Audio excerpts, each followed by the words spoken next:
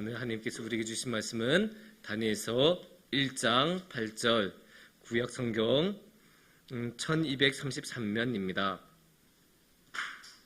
제가 봉독해 드리도록 하겠습니다. 다니엘은 뜻을 정하여 왕의 음식과 그가 마시는 포도주로 자기를 더럽히지 아니하리라 하고 자기를 더럽히지 아니하도록 환관장에게 구하니. 사랑하는 성도님들, 저속노화 식단이라고 들어보셨습니까? 요새 유행하는 식단이죠. 요새 유행하는 식사법이에요. 그 서울 아산병원의 정희원이라는 의사 선생님이 이제 만드셨다고 말하기는 좀 뭐하고, 그분을 통해서 이제 굉장히 유명해진 식사법인데, 뭐 내용은 이제 간단해요. 이제 우리 몸을 빨리 노화시키는 그런 음식들이 있고, 빨간 고기, 튀김류, 정제당, 다 제가 좋아하는 것들인데, 그런 것들은 노화를 빨리 시키고, 반면에 이제 통곡물 아니면 이제 식물성 단백질, 그런 것들은 이제 또 이제 올리브 오일, 이런 것들은 노화를 늦추는 음식이라고 합니다. 그러면 당연히 어떤 걸 먹어야겠습니까? 이 노화를 늦추는 음식을 먹자. 물론 이제 그렇게 간단하게 말씀하시진 않으세요. 거기는 충분한 과학적인 근거, 의학적인 근거, 또 이제 많은 데이터, 그런 것들이 쌓여서 나온 이야기이긴 하지만, 그건 아주 간단하게 말씀드리지만 그런 거예요. 노화를 빨리 추진시키는 음식이 있고 늦추는 음식이 있는데, 우리는 이 중에서 노화를 늦추는 음식을 먹고 오랫동안 건강하게 삽시다, 이런 이야기입니다. 사실 이거 자체는 굉장히 뭐 새로운 거는 아니에요. 항상 자주 나왔던 이야기이고, 특히 이제 그 노화를 빨리 추진시키는 음식이나 노화를 늦추는 음식들을 보면 항상 그 건강한 음식, 건강하지 않은 음식 하면 나오는 음식들이에요. 그 리스트들도 크게 다르지 않아요. 당연히 패스트푸드나 뭐 그 인스턴트 음식 같은 거 안 좋다 맨날 TV에 나오고 맨날 그런 프로그램에 나오는 이야기들 아닙니까? 그래서 이 사실 자세히 보면 이 저속노화 식단이란 게 그렇게 엄청나게 특별하게 새로운 건 아니에요. 그럼에도 불구하고 이 컨셉이 굉장히 좋아요. 이 저속노화 식단이라는 컨셉이 아주 좋은 게, 왜냐면 우리가 나이 드는 것 자체를 막을 수는 없지만 조금 더 천천히 나이 들자, 이런 말이잖아요. 이 컨셉이 굉장히 좋은 거예요. 왜냐면 우리가 신체 나이라는 말도 쓰잖아요. 몇 번씩 들어보셨을 거예요. 우리 원래 나이, 생물학적인 나이, 우리 주민등록증에 기록된 나이에 따른 진짜 나이가 있을 거고, 하지만 신체적인 상태를 나타나는, 실질적인 상태를 나타나는 신체 나이도 있죠. 이 두 개가 다를 수가 있어요. 당연히 이제 예를 들면 우리 JYP로 유명한 박진영, 그분 같은 경우는 매일 좋은 음식 먹고 운동도 정말 열심히 해서 지금 50대인데 체력은 20대 체력을 유지하고 있다고 해요. 반면에 이제 20대여도 매일 술 마시고 늦게 자고 막 그러면, 과로에 시달리고 그러면 당연히 몸이 20대여도 40대, 50대 같은 몸 상태가 될 수 있는 거예요. 더 늦어질 수도 있죠. 그렇기 때문에 이 실제 나이하고 신체 나이하고 맞지 않을 수가 있는데, 그러면 이 우리가 이 실제적인 나이, 주민등록증에 나타나 있는 나이는 늦추는 거는 우리가 불가능하겠죠? 하지만 이 신체 나이가 늙는 거는 막을 수 있지 않겠습니까? 그래서 이 신체 나이가 최대한 늦게 올라가도록 만들자. 이게 저속노화 식단의 그 식사법의 기본 컨셉, 근본 컨셉이라고 할 수 있습니다. 그런데 이것은 우리 신앙에도 참 귀감이 돼요. 우리 신앙에도 저속노화가 필요할 때가 있어요. 왜냐하면 신앙도 노화가 될 때가 있어요. 참 안타까운 말이지만 그럴 때가 있어요. 우리가 교회에서 자주 하는 말이 뭡니까? 주님을 향한 첫사랑을 잃어버렸다. 성경에도 나온 말 아닙니까? 첫사랑을 잃어버렸다. 그게 뭐예요? 시간이 지나면서 옛날처럼 안 한다는 거 아니에요. 신앙이 늙었다, 신앙이 나이 들었다, 신앙이 노화됐다라는 말을 좀 더 멋있게 말하면 첫사랑을 잃어버렸다가 되는 거예요. 우리가 느끼지 않습니까? 옛날 같은 열정 없을 수도 있고, 처음 믿었을 때의 그 기쁨과 환희와 그 감수성이 예전 같지 않을 때도 많고, 새벽 예배 한 일주일에 7번 가던 거 이제는 오늘은 좀 무릎이 쑤신데 오늘 좀 쉬어야겠다. 그러면서 이제 일주일에 2번 나오고, 그러다가 이제 1번 나오고, 그러다가 오늘은 허리가 좀 아프니까 자야지. 그러면서 이제 안 나오게 되고, 그렇게 이제 신앙이 천천히 이제 나이 들기 시작하는 거예요. 안타깝지만 우리 삶에 그게 나타나고 주위에서도 볼 수 있고 우리의 삶에서도 볼 수 있는 그런 모습들이에요. 그렇게 우리의 신앙도 나이가 들기 때문에, 또 우리가 다른 면으로 말하면, 이거 좀 다르게 말하면, 우리가 삶에서 죄를 짓잖아요. 그래서 우리가 이 죄를 짓는 것 자체는 막을 수가 없지만, 우리가 아예 죄를 안 지으면서 살아갈 수는 없지만, 우리가 그래도 죄를 좀 덜 지으면서 살아갈 수는 있지 않겠습니까? 좀 더 우리의 신앙이 느리게 노화되는 것은 해볼 수 있지 않겠습니까? 그래서 우리가 저속 노화 신앙을 생각해 볼 필요가 있습니다. 이런 저속 노화 신앙에는 다니엘이라는 인물이 아주 큰 귀감이 됩니다. 그래서 오늘 이 시간에는 다니엘을 통해서 이 저속 노화 신앙에 대해 함께 생각해 보는 시간을 갖도록 하겠습니다. 다니엘은 어떤 인물입니까? 다니엘은 지혜로 아주 유명한 인물이죠. 굉장히 지혜로웠고, 또 바벨론 땅으로 끌려갔음에도 불구하고 아주 높은 자리, 고위 관리까지 되는 그런 이제 굉장한 입지전적인 인물이라고 할 수가 있습니다. 포로된 국가에서 그러한 총리, 재상의 자리에 오른다는 게 그게 뭐 쉽겠습니까? 물론 성경에는 요셉이 나타나 있기는 하지만, 그럼에도 불구하고 이 다니엘의 이 업적이 작은 것은 결코 아닐 것입니다. 그렇게 이제 다니엘은 굉장히 뛰어난, 실력으로도 굉장히 뛰어났지만 신앙적으로도 아주 뛰어나서 항상 기도하고 예배드리고, 또 투철한 직업윤리를 가지고 여러 왕들을 모시면서도 자신의 그 해야 할 일들을 항상 성실하게 했던, 직업윤리가 투철했던 사람이라고 말할 수도 있습니다. 근데 재밌는 게 뭔지 아십니까? 이렇게 오랫동안 그 실력을 유지하면서 저속 노화 신앙의 표본을 보여준 이 다니엘은 성경에 어떻게 등장합니까? 성경에 등장할 때도 참 공교로워요. 음식으로 나타나요. 음식으로 등장해요. 심지어 그냥 아무거나 먹은 게 아니에요. 이 다니엘도 마치 저속 노화 신앙을 나중에 광고라도 하려는 사람처럼 성경에 등장할 때도 저속 노화 식단으로 등장을 해요. 1장 8절을 보면 이렇게 말씀하시잖아요. 다니엘은 뜻을 정하여 왕의 음식과 그가 마시는 포도주로 자기를 더럽히지 아니하리라 하고 자기를 더럽히지 아니하도록 관건장에게 구하니. 이렇게 말하는 모습으로 이제 다니엘이 나타나요. 여기서 근데 포도주가 자극적인 거라는 건 우리가 생각해 볼 수가 있죠. 하지만 이 왕의 음식이 무엇인지는 구체적으로는 알기가 힘들어요. 그냥 왕의 음식이니까 좋은 음식이겠거니 라고 생각은 하지만 무엇인지는 정확하게 안 나와 있죠. 근데 유추할 수 있는 게 있어요.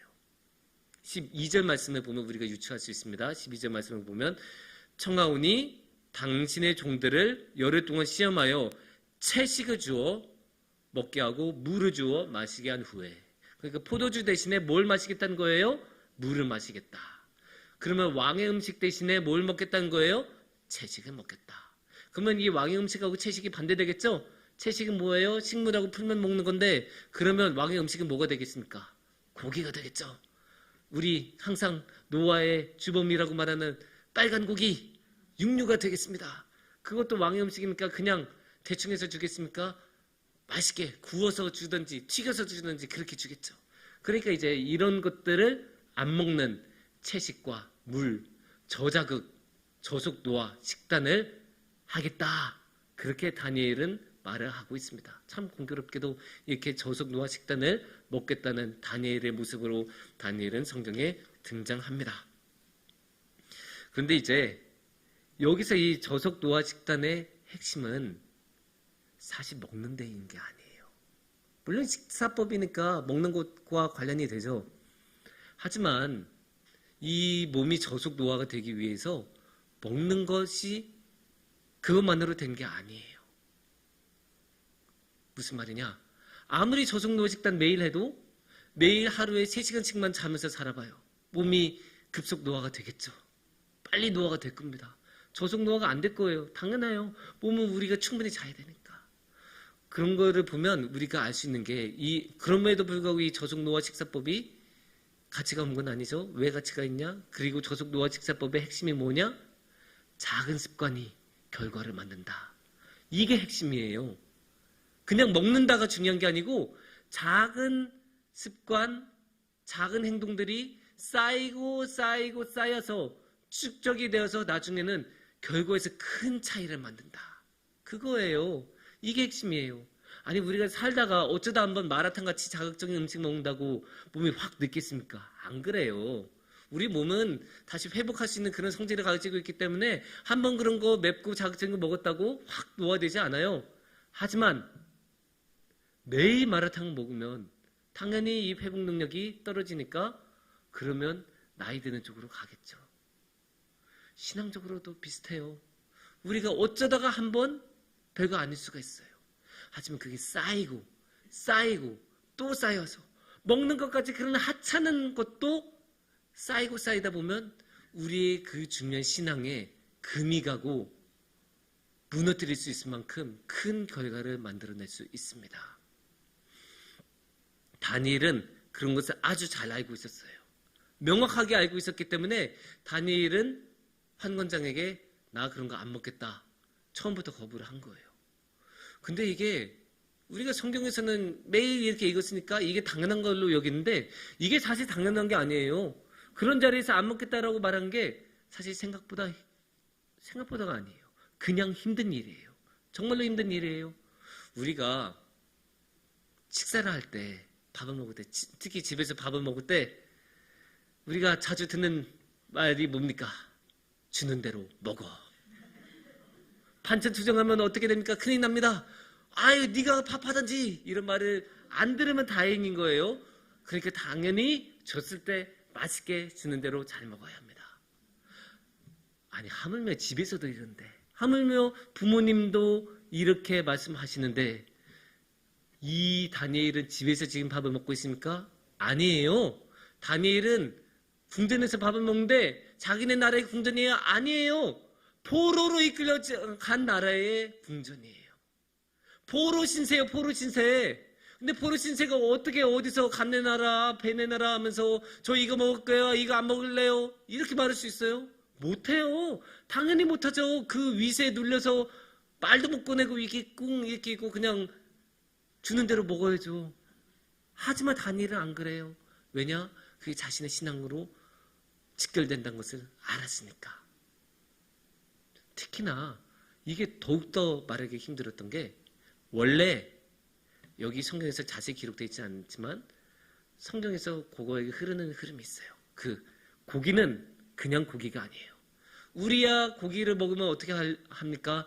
뭐 정육점 가서 고기를 사오든 아니면 갈비집 가서 고기를 사 먹든 그런 식으로 그냥 아무 때나 고기 가서 먹지 않습니까? 하지만 이 시절에는 안 그래요. 이 시절에선 고기를 먹으려면 제사를 드리는 거예요. 제사를 드려서 제물로 드린 그 제물을 가지고 고기를 먹는 거예요. 그러니까 여기서 왕의 음식으로 고기가 나왔다는 것은 바빌론 그 종교에 따라서 제사를 드린 다음에 나온 제사물의 고기예요. 그렇게 이거를 안 먹겠다는 것은 처음부터 대놓고 저는 바빌론 스타일 안 따를게요. 저는 바빌론의 종교를 안 따를게요. 이렇게 말을 하는 건데 오늘날하고 다르게 옛날에는 국가하고 종교가 굉장히 긴밀해서 종교의 자유도 없고 당연히 종교와 국가는 항상 같이 갔어요. 그러니까 바빌론의 종교를 거부한다는 것은 바빌론이란 나라 자체를 거부하는 거예요. 이거를 다니엘은 처음부터 해요. 처음부터 와서 음식을 줄 때부터 나는 안 할래요. 나는 바빌론을 따를 수 없습니다. 이렇게 담대하게 말해요. 정말로 이거는 너무나 담대해요. 어떻게 그렇게 할 수 있겠습니까? 포로인데 그냥 당장 매질당하고 타작당해도 할 말이 없는 거예요. 거의 반역에 가까운 말이에요. 그럼에도 불구하고 다니엘은 그 위험을 감수해요. 왜냐? 이게 신앙에 직결된 걸 아니까. 심지어 이게 그냥 고기도 아니고 제물로 나한테 주어진 고기면 내가 더욱더 먹을 수 없겠다. 이게 여호와께 드려진 고기가 아니고 엉뚱한 신에게 줬던 그런 고기면 나는 이거 절대로 먹을 수 없다. 그러면서 딱 이런 제야에 칼같이 잘라내지 않습니까? 이렇게 조금씩 아주 작은 습관, 먹는 것이라는 아주 작은 습관부터 다니엘은 자신의 신앙을 위해서 지키는 모습을 우리는 볼 수 있습니다. 그러면 이 저속 노아 신앙을 따른 결과를 우리가 한번 봐야죠. 사실 이 1장에서는 결과가 좀 빨리 나오는 편이지만 그럼에도 불구하고 이때는 다니엘은 아직 어린 때였어요. 어리고 젊은 때. 그러니까 당연히 그때는 힘 있고 열심히 할 법한데 그런데 이 저속 노아 신앙의 열매가 맺어지고 결실이 나는 진짜 결과가 나온 거는 당연히 이 젊을 때가 아니라 나이 들었을 때가 아니겠습니까? 나이 들었을 때도 젊은 모습을 보여야 이게 진짜로 저속 노아 신앙이 효과가 있는 거겠죠. 그래서 우리가 6장 1절과 2절을 한번 보겠습니다. 다리오가 자기 뜻대로 고관 120명을 세워 전국을 통치하게 하고 또 그들 위에 총리 셋을 두었으니 다니엘이 그 중에 하나이라. 이는 고관들로 총리에게 자기 직무를 보고하게 하여 왕에게 손해가 없게 하려 함이었더라. 아멘. 여기에 다니엘은 어떤 상태라고요? 총리가 3명 있는데 그 3명 중에 하나가 다니엘이다. 이렇게 말씀을 하고 있어요. 그러니까 우리나라로 치면 정승, 영의정, 좌의정, 우의정 이렇게 3명이 있는데 이 3명 중에 하나가 다니엘이다.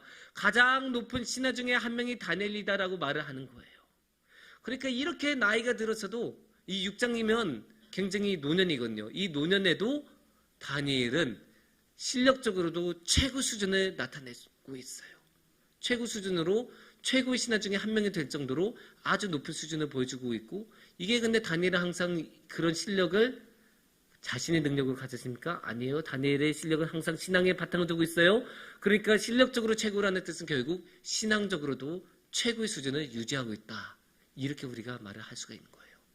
그런데 우리가 1절에 나왔었던 사람이 누구일까요? 1절을 우리가 다시 보시면 1절을 다시 보시면 6장 1절 아니요 1장 8절 말고 6장 1절이요. 예. 다리오가라고 나오죠. 이 다리오는 그 다니엘이 섬겼던 왕의 이름이에요. 그래서 다리오 왕이에요. 근데 1장에서 보면 1장에서는 느부갓네살이라는 왕이 나와요. 그래서 이 느부갓네살 왕 때부터 다리오 왕 때까지 열심히 그렇게 신하로서 그렇게 총리로서 많은 활약을 했다라고 볼 수 있는데, 이거를 대충 계산해 보면 못해도 40년은 나와요. 그러니까 다니엘은 최소한 40년간은 최고 수준의 실력, 최고 수준의 신앙으로서 살아왔다는 거예요. 얼마나 대단해요. 그러니까 우리가 볼 수 있는 거죠. 아, 정말로 저속 노아 신앙이라는 게 유효하구나, 효과가 있구나, 정말로 이게 되는구나, 그거를 우리가 알 수 있는 거예요. 그렇게 젊을 때부터 고기 안 먹고 포도주 안 마시고 물하고 채식으로만 배를 채우더니 몸이 깨끗해지는지 그 깨끗함이 쭉 평생에 가서 노년에서도 이렇게 마치 나이가 들지 않은 사람처럼 그렇게 뛰어난 실력으로, 뛰어난 신앙으로 살아가는 모습을 볼 수 있습니다. 근데 이게 정말 대단한 게, 이거를 꾸준하게 유지하는 게 정말로 힘들잖아요. 매일매일 똑같이 한다는 것, 매일매일 똑같이 기도하고 매일매일 똑같이 성경 읽고 매일매일 똑같이 예배드리고, 이게 굉장히 힘든 건데 이 꾸준함을 다니엘은 놓치지 않고 매일매일 30년, 40년, 50년 그렇게 긴 세월 동안 유지를 하는 거예요. 그러니까 이 저속 노아 신앙이 흔들리지 않고 계속 유지가 될 수 있는 거죠. 근데 우리가 여기서 저속 노아 신앙에 대해서 한 단계 더 깊이 들어가야 돼요. 여기까지도 물론 충분히 귀감이 되고 다니엘처럼 살아야겠다라는 마음을 가질 수가 있지만, 우린 여기서 한 단계 더 깊이 들어가서 저속 노아 신앙의 비밀을 더 밝혀야 돼요. 이게 비밀이라고 하는 거는 다른 게 아니고 눈에 잘 띄지 않아서 그래요. 우리가 다니엘 하면 항상 먼저 보는 거는 총리가 되고 지혜로웠고 그런 것만 보잖아요. 여기서 조금 더 한 단계 더 나아가면 이제 물하고 채식만 먹으면서 그렇게 저속 노아 신앙을 열심히 유지했다, 여기까지는 가는데 그 밑으로는 안 가요. 그러면 과연 이 저속 노아 신앙을 어떻게 유지할 수 있었는가, 어떻게 이렇게 꾸준하게 흔들리지 않고 저속 노아 신앙의 삶을 살아갈 수 있는가, 여기까지 우리는 가야 돼요. 그러면 이 비밀을 성경은 뭐라고 하고 있냐, 6장 10절을 보면 우리가 알 수 있어요. 다니엘이 이 조사의 왕의 도장이 찍힌 것을 알고도 자기 집에 돌아가서는 윗방에 올라가 예루살렘으로 향한 창문을 열고 전에 하던 대로 하루 3번씩 무릎을 꿇고 기도하며 그의 하나님께 감사하였더라. 이게 저속노화 신앙의 핵심이에요. 이게 진짜 핵심이에요. 기도하고 감사하였더라. 당연히 신앙인에게 기도는 기본 중에 기본이에요. 하지만 그 기본을 매일매일 해마다 지키는 게 어려운 거예요. 그리고 우리가 그냥 기도한다는 걸로 이렇게 저속노화 신앙이 지켜지지 않아요. 왜냐? 우리가 기도하는 내용도 중요하기 때문이에요. 우리가 기도할 때 보면 맨날 뭐 해달라고만 하잖아요. 사실 저도 기도 열심히 하고 기도 끝날 때 보면 내가 하나님한테 이거 해달라 저거 해달라고만 말한 거 아닌가? 그렇게 스스로 돌아볼 때가 굉장히 많아요. 저도 그럴 때 굉장히 많아요. 그만큼 우리는 마음에 그만큼 욕심이 많다 보니까 하나님 이거 해주세요. 저 돈 더 많이 벌게 해주세요. 저 더 큰 집에 살게 해주세요. 저 좋은 학교 다니게 해주세요. 그런 식으로 맨날 뭔가 해달라고만 말해요. 하지만 다니엘은 그렇게 기도하지 않았대요. 다니엘의 기도의 내용은 감사였어요. 이 감사가 그러니까 이 저속노화 신앙의 진짜 핵심이에요. 진짜 본질은 여기 있어요. 저속노화 신앙이 진짜 가능하게 하는 그 근본 중의 근본은 감사예요. 그리고 이 감사를 다니엘은 어떻게 했냐? 보면 뭐라고 하고 있습니까? 창문을 열고 전에 하던 대로 매일매일 기도했대요. 매일매일 감사했대요. 어떠한 상황에도 흔들리지 않고 다니엘은 매일 감사했어요. 근데 이게 위선이 아니란 걸 어디서 알 수 있냐?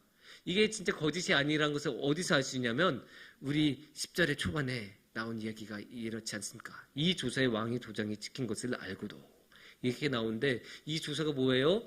왕이 아닌 다른 것에 기도하고 참배하면 이제 사저굴에 던진다. 이 조사가 있었는데 다니엘은 그것이 찍힌 것을 알고도 그게 유효하고 복종하게 효력을 가진 것을 알고도 신경 안 쓰고 전에 하던 대로 매일 하던 대로 기도하고 감사했다고 해요. 누구에게? 하나님한테. 이런 거를 보면 이게 진짜란 걸 알 수 있어요. 왜냐? 자신한테 피해가 와도 감사하니까. 자신이 목숨을 잃을 수 있음에도 불구하고 감사하는 것을 보면 이거는 진짜예요. 이것은 거짓일 수가 없어요. 자신의 목숨을 걸고 드리는 감사이기 때문에.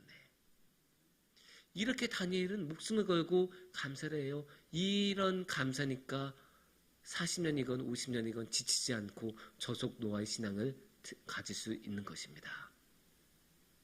이렇게 매일의 삶 가운데 다니엘은 감사했는데 그게 그냥 자신이 돈 많이 벌고 총리되고 이래서 감사했던 게 아니잖아요. 자신이 사저굴에 끌려가도 상관이 없을 정도로 감사한 게 다니엘에게는 중요했어요.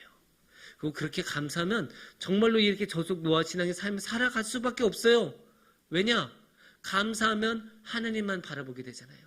어떤 상황에도 불만을 갖지 않게 돼요. 불만을 갖지 않고 뭐든지 하나님께 감사하다. 아니 사실 생각해보면 다니엘 삶이 얼마나 힘들었겠어요. 그 타지 생활이 얼마나 힘들어요. 사람들은 항상 자신의 의심의 눈초리로 보고 아니 지금 이 6장의 이야기만 해도 어떻습니까? 사람들이 음해하잖아요.